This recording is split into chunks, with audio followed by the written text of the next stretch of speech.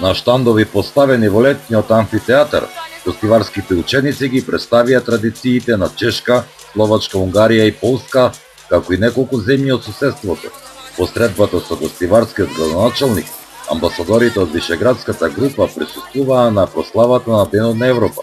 Градоначалникот Невзат Бејта нагласи дека само со меѓусебно почитување можеме да ги почувствуваме придобивките на Европската Унија.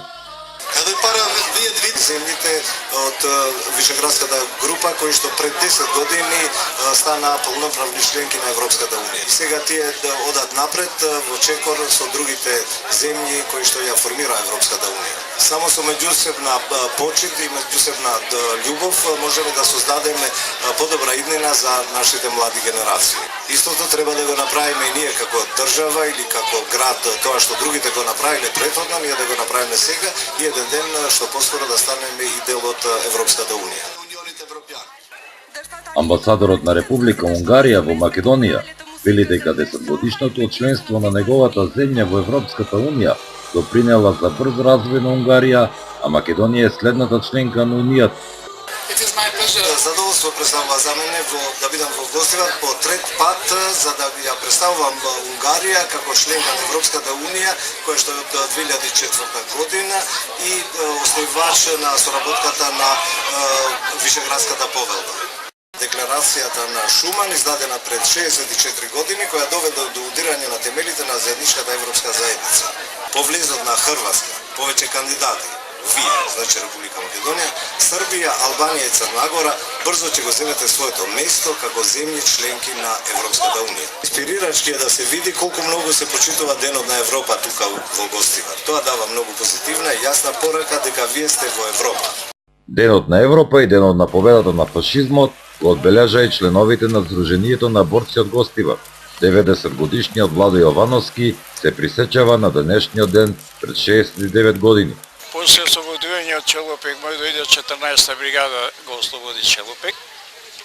Ние доброволци 5-6 души стапевме во таа бригада и со неја на Сремски фронт бевме. И таму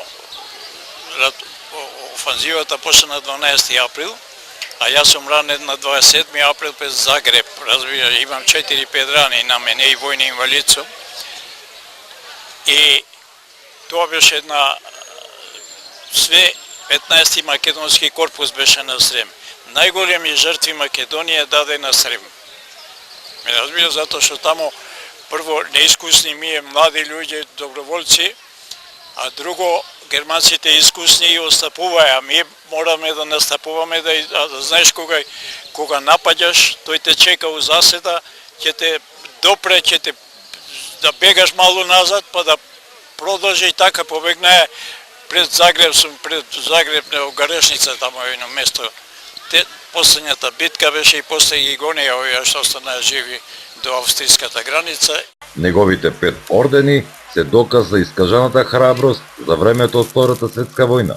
Овој 9 мај го пречекав како раненик во Винковци у болница, државната болница. И кога ноќта припукае у градот толку многу пукања, ние се збуниме у болницата, не знаеме што е. Дури разбравме дека е победен, дека е подпишана победа на Германија, дека подпишала капитулација. Тога ни дојде душа, разбираш. И рековме, добро е, другари, значи имало зашто сме се бореле. Ордените зашто ви се? Ова е орден за војни заслуги. Тоа е висок одликување. Тоа е после народен херој, тоа е, разбираш. Тоа се гледа на него. После ова ми е, едното е орден за братство единство, едното е за заслуги. Овие медали, едната е за храброст, едната е заслуги за народ. За братство и заслуги за народ и заслуги братство единство, за братство единство. На собирот во градскиот парк присуствуваат членовите на боречката организација, одржувачите на традициите, како и неколку политички партии кои положија свежи букет свечиња на заедничката гробница на поднатите борци од Гостиварско.